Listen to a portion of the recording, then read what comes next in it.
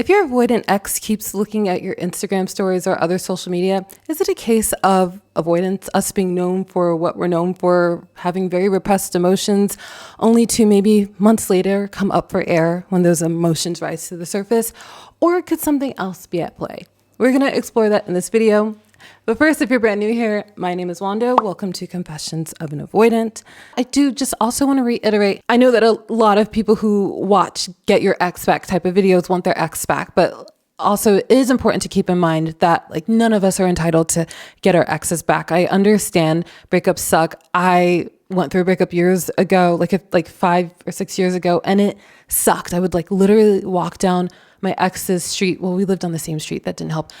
But I would like hope I would run into him and stuff. And like breakups suck. But, you know, in case your ex doesn't want you back and they are looking at your stories, I don't want people to like get their hopes up because they're watching videos like this. People are free to have the boundary of not wanting to be with us anymore and move on with their lives. But with that being said, I did want to offer 3 reasons why an avoidant ex might be looking at your Instagram stories or other social media.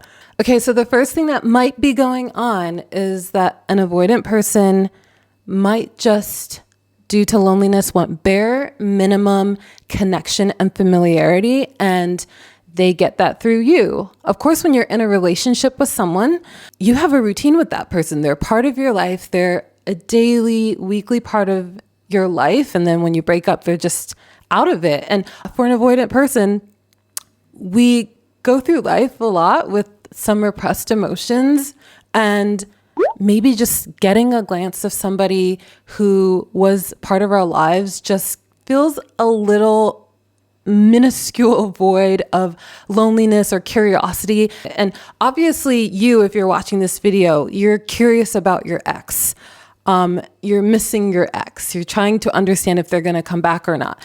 You have to put yourself in the other person's shoes sometimes. Like they can be lonely too. They can feel like there's this void in their life too.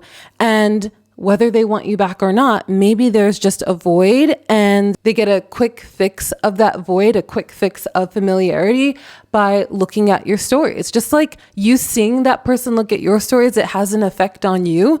Them looking at your stories has an effect on them. I think sometimes it's important to kind of just remember that we're all just human beings and we're going to be curious about other people, whether we want them back or not, because other people are familiar to us. Even if we had a falling out with someone and we like hate them now, there's still going to be a part of us that remembers that that person was familiar to us, is curious about them, is wondering what they're getting up to. Maybe we don't want them to know that. And that's why I know some of you got some Finsta accounts out there. Don't lie. Which, come on, we're human beings. Of course, we're going to have a Finsta at one point in our life. It doesn't necessarily mean that the ex wants you back, that they want to be back with you, that they're missing you. Maybe you are just a point of familiarity to them that's missing out of their life now, just as they were that for you. The second possible reason is because maybe they do miss you and they are testing the waters to reconnect with you. But maybe they have a fear of rejection, a fear of initiating contact, initiating connection. And for them, knowing that you can see that they are seeing your stories, there might be a part of them that's hoping you might initiate connection with them. And I know that a lot of people have this dream and this vision that an ex will just come running back, like the end scene of Love Actually, where he's like running through the airport to find Joanna. Was that her name? Which is weirdly also the name of his dead mother. But anyway, he's running through the airport to stop her and be like, Joanna, I love you. Even though they were like 5 years old or something. What a weird movie, even though it's like one of my favorite movies. I don't care. But yeah, I know a lot of people have, I keep digressing. I know a lot of people have that dream that that's how it's going to happen. But at the end of the day, if you truly want to understand avoidant people, we can really suck at initiating a conversation, at overcoming rejection or fear of neglect or fear of abandonment as well to be vulnerable and lay it all out on the table. And in an ideal world, it would just work like that, but that's just not always the case. Sometimes it can help if the person who was the better communicator, because people will have different strengths and weaknesses naturally in relationships. So sometimes it will help if the person who is the better communicator can do the initiation. And of course, in a way that feels safe for them. And of course, if you don't feel safe, you don't have to, of course, I'm a big fan of don't just get back with your ex just because you miss your ex. If the relationship wasn't healthy, don't get back in those relationships, okay? But if the relationship did have some healthy aspects to it and there were enough positive patterns where you're like, we should give this a go again. If you are the one that feels more comfortable with communication and you have more confidence in that area, with which a lot of avoidants like myself can struggle to have confidence in that area and being forthcoming with how we're truly feeling because we fear rejection so much. Sometimes that's your strength that you can play into. And the third thing is that they might be quietly, insidiously, covertly hoovering you if they have more narcissistic patterns. Narcissism is a different thing from attachment styles. There's not one specific attachment style that all narcissists belong to. But yeah, if they have narcissistic patterns, this could be going on. If you don't know what hoovering is, let me read a definition because I don't want to butcher it.